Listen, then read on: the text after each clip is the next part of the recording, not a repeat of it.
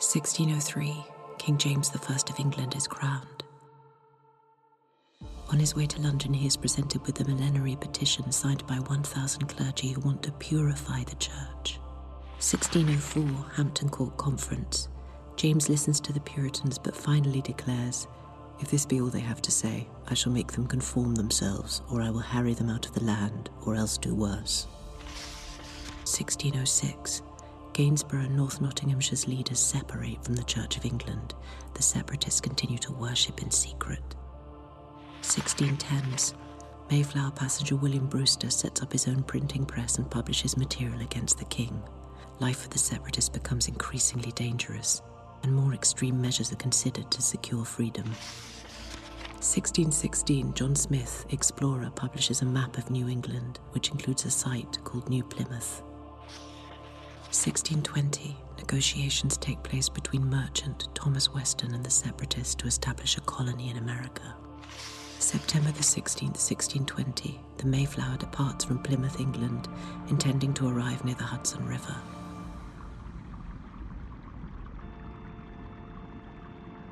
The Mayflower's passengers set sail in September 1620 in search of a new life. From the embers of unrest that began almost 2 decades earlier in Lincolnshire and Nottinghamshire, England, they would go on to fan the flames of a revolution that established modern democracy in the United States of America.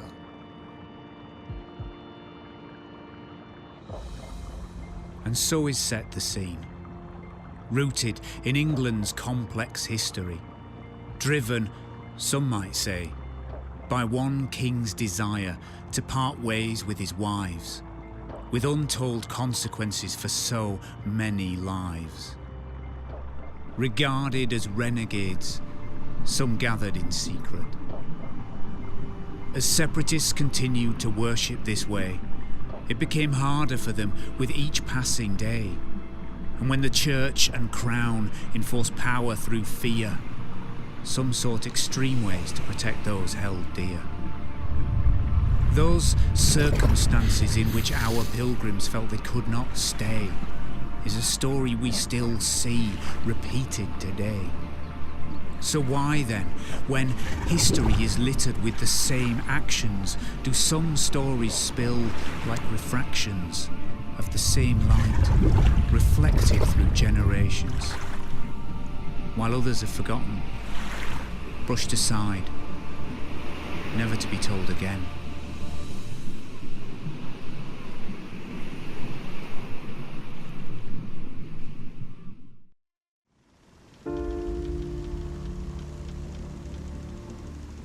The Mayflower set sail on September 16th, 1620, from Plymouth, England, crammed with more passengers than planned.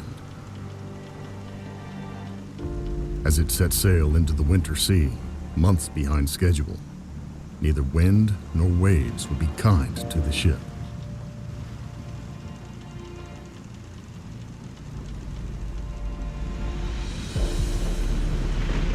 You are sitting on a boat. The boat is small and cramped. It pitches and yaws in heavy seas. You don't know how long is left on the journey, or if you will even make it. 102 passengers in all, living each day with the rise and fall of angry oceans that threaten the progress of a ship that drifts, unable to raise its sails, for fear they'll be torn from the rigging.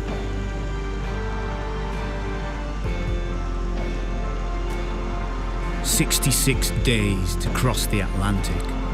Storm and sea, the frantic motion of a ship at the mercy of the elements." You are sitting on a boat. The boat is going to a new world, filled, you hope, with opportunity and promise.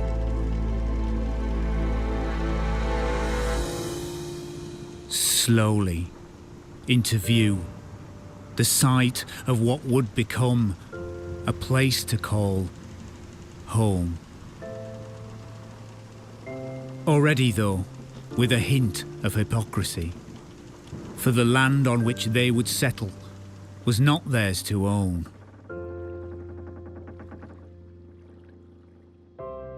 You are sitting on a boat.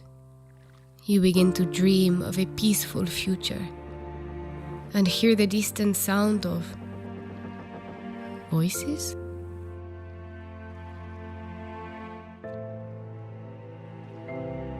Others already occupied these lands for 10,000 years or more, cultivated crops with their own hands.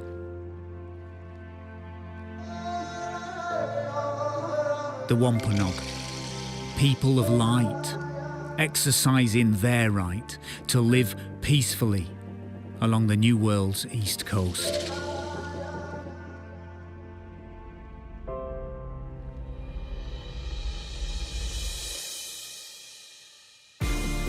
In 1620, the tribes watched as others broke ground. The sound of voices from oceans apart meet on the wind.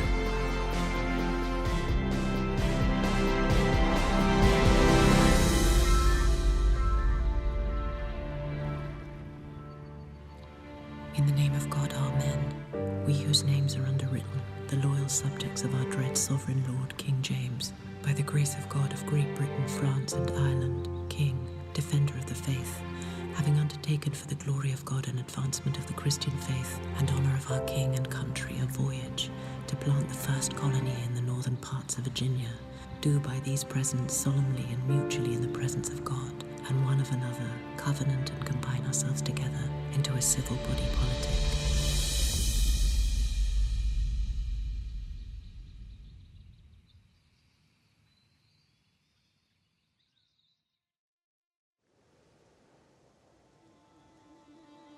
After being blown heavily off course, the voyagers knew they were going to be unable to settle at their plan's destination. Drawn up to provide a legal standing to settle on the land they saw, the Mayflower Compact was signed by 41 men on board. They would deal with issues by voting, establish constitutional law, and rule by majority for the good of the colony.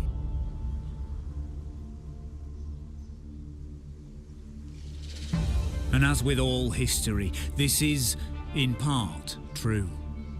But the whole story is a more complex tale of a colony that would grow, but a peace that would fail.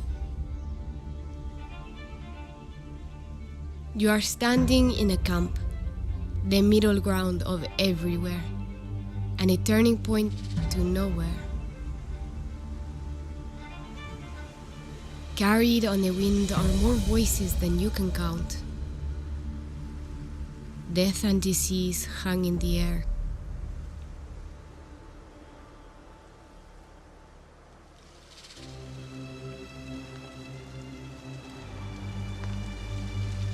In the first harsh winter, many would die. The Mayflower herself would lie, stranded in a harbour, filled with the frail ghosts of optimism that brought her here.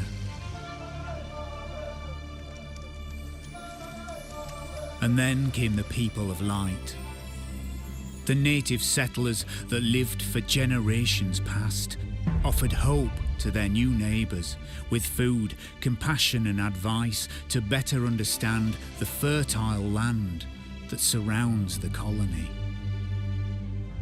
You are standing in a camp. More people will come. Each day brings its own struggle.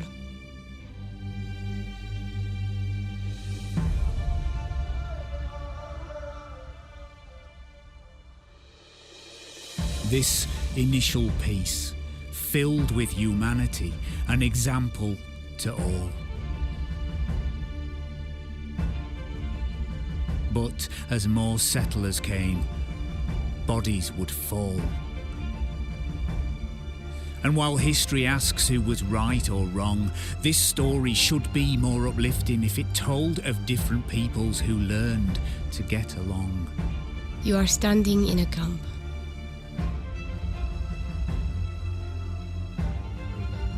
Where from here?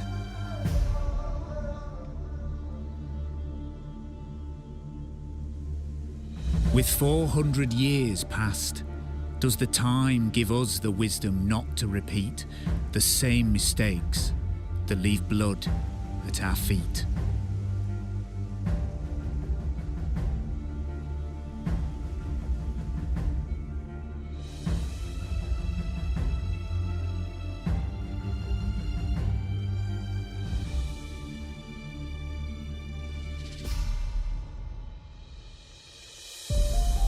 For every new person and every new idea, space must be given to allow the journey to carry us to new destinations.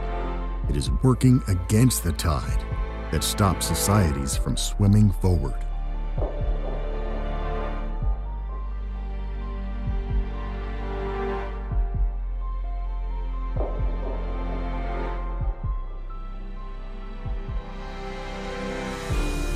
The ebb and flow of the water is what allows the ship to sail.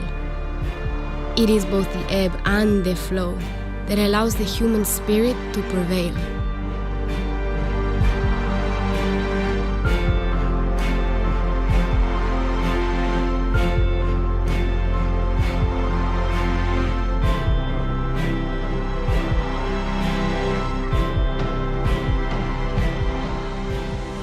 So why then, when history is littered with the same actions, do some stories spill like refractions of the same light reflected through generations, while others are forgotten, brushed aside, never to be told again?